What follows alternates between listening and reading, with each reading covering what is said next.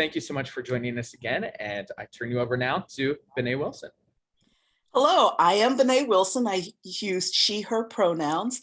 I'm a senior editor at The Points Guy, and I am delighted to be here. I'm known in the industry as Aunt Benét because I want everyone to do well. I want you all to have careers. I want you to have support in your careers. And the biggest part of that is having a network. I have been networking since I was a kid. So I'm going to share my slide and we're going to go through this tiny presentation to talk about how to build your networks and why it's important to have them. So this picture, it's my grandparents, Clarissa and Benny Wilson, and the baby is my father, Benny James Wilson III. My father and grandfather were Air Force officers during a time when there weren't a lot of Black officers. My grandfather was in the Army Air Corps and then went into the Air Force and retired as a Chief Warrant Officer 4. My father, the baby in the picture, retired as a full colonel after 30 years in the Air Force. What I saw growing up was watching those two men mentor generations of commissioned and non-commissioned officers. I saw how they helped people be better at their jobs, get promotions, just get education. So watching that instilled in me a responsibility to do the same. People helped me when I was at the beginning of my career, which started in 1985 on a typewriter. Google it. Okay. So, smarter way to network. There are things to do, and it's never too early to start. I started networking when I was in high school. And Harvard Business Review has this article called The Smarter Way to Network. And what it says is high-performing leaders who rank in the top 20% of their companies do that because they have diverse and select networks. So they do it through 6 critical connections. The first one is they share information or expertise. The second is they offer mentoring and resources and their influence. I have mentees, they learn from me, but I also learn from them. They give personal support because this is a tough industry that we're in, and every bit of support that you need to have it if you're going to last 36 years like I have. You add a sense of purpose or worth. So you're offering advice, you're connecting people to other people that can help you in your career. You create a community, you help people when they're dealing with adversity. They embrace specificity. I hate that word. I am an aviation journalist and an aviation geek. I took this picture in San Diego Airport. The American Airlines photo bombed my Southwest photo. But the more specific that you can embrace, it's better for your career. I have been writing about aviation for 26 years now, and I've never been bored. You have to manage 6 degrees of separation because there's always that one person in your network who knows other people. And that's how you build your own networks. I am the center of a lot of people's 6 degrees of separation because I've been in this industry a long time and I am a master networker. So this is my dad right before he retired. If you build that network, they will come. When you're networking, you have to network up and you have to network down. So you're looking for people who are above you, but you're also looking at people all the way on the ladder. Because my father always said, who you meet going up the ladder are the same people who are going to be there when you fail. But if you build connections, stay in touch, and show thankfulness and gratitude, those people will help you. I've had several stumbles in my career, and I have survived all of them because of my network and people helping me.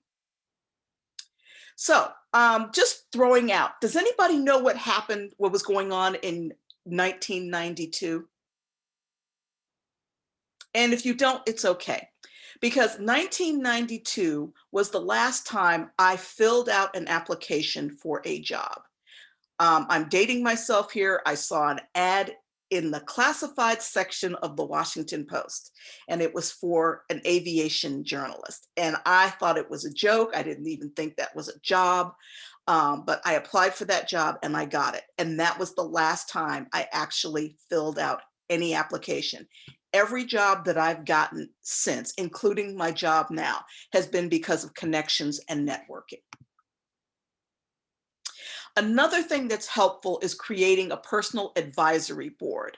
I have my own board, and you need these people to talk to you and to guide you and to keep things real for you.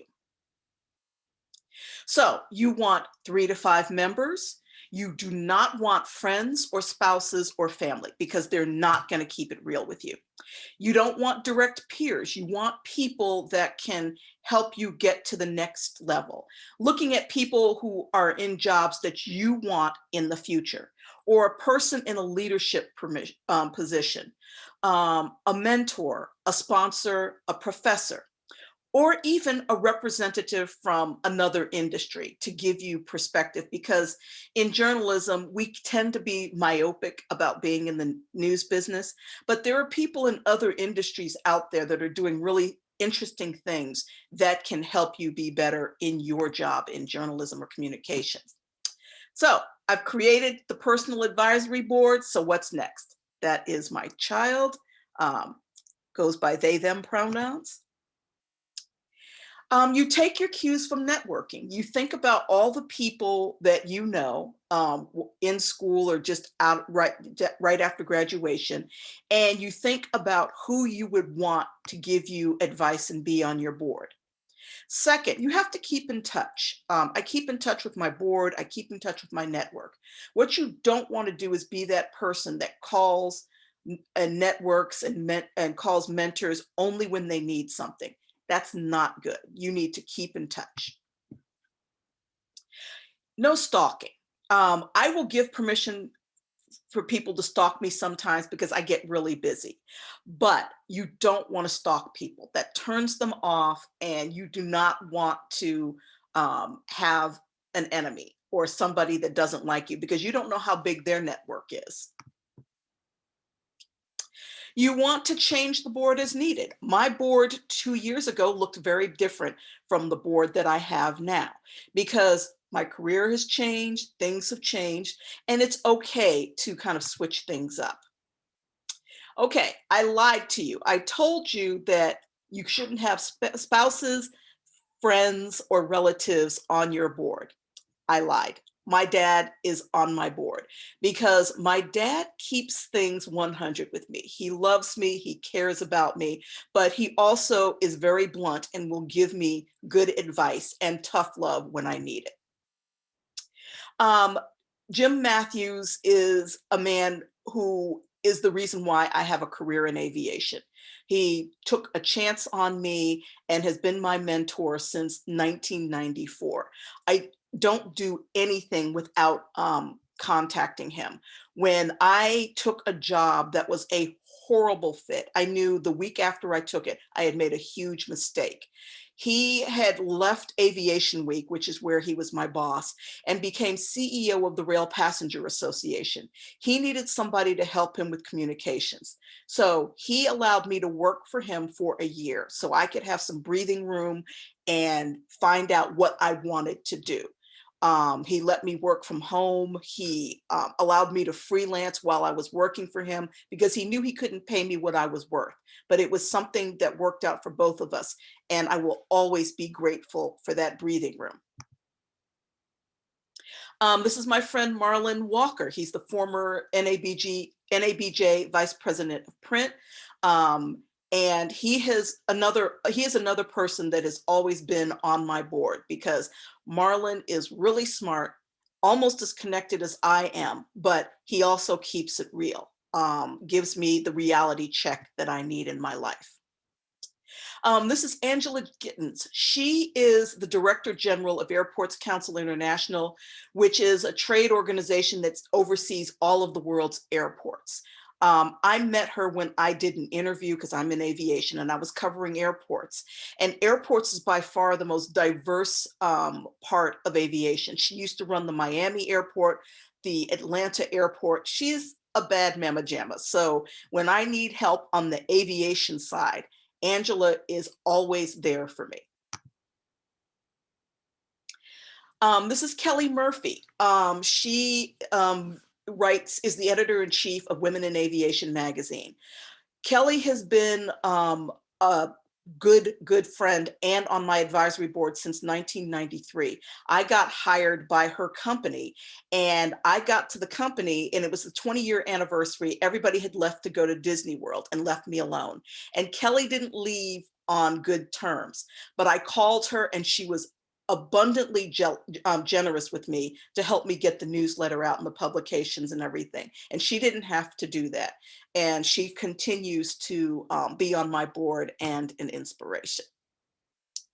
So your next steps, you need to do your research, get on LinkedIn, start looking for people that are in the jobs that you're interested in. And don't be afraid to reach out. All they can do is say no. You just explain that you're a student, that you're interested in being in journalism, and go from there. Look around in your personal groups and add a person from your personal group who is not a peer to expand your network and your personal board. Complete your LinkedIn profile. I know you're still in school, but people are looking at it. I call it, Facebook for grown-ups, social media for grown-ups. Mine is completely filled out and I have gotten some really great freelance jobs and consulting jobs because my profile was filled. So you want to convene your board a few times a year. And this is the same thing with your network. You want to be clear on your objective. You want to talk about some challenges you want to discuss. You want to watch the time and you want to compensate them. It doesn't mean that I write my father a check. I don't give Kelly money. I give Starbucks gift cards. I'm a crafter. So I gave Marlon a quilt that I made for him. Something that just shows your appreciation. Even if you're dead flat broke, you can find something to give to show your appreciation. So I learned that it's been my success that has made my advisors feel the most rewarded. And anybody who knows me knows that I am really into all of my mentees and their victories are my victories. I'm very proud of them. So I use my voice to put them out there because I know people are following me and I know that they're looking for good people to hire. And I have a track record of helping people get jobs. So, putting the information out there about how people are doing is great. And it is never too early or too late to start. In that photo, that is my child, 2 years old at a networking event with their grandfather.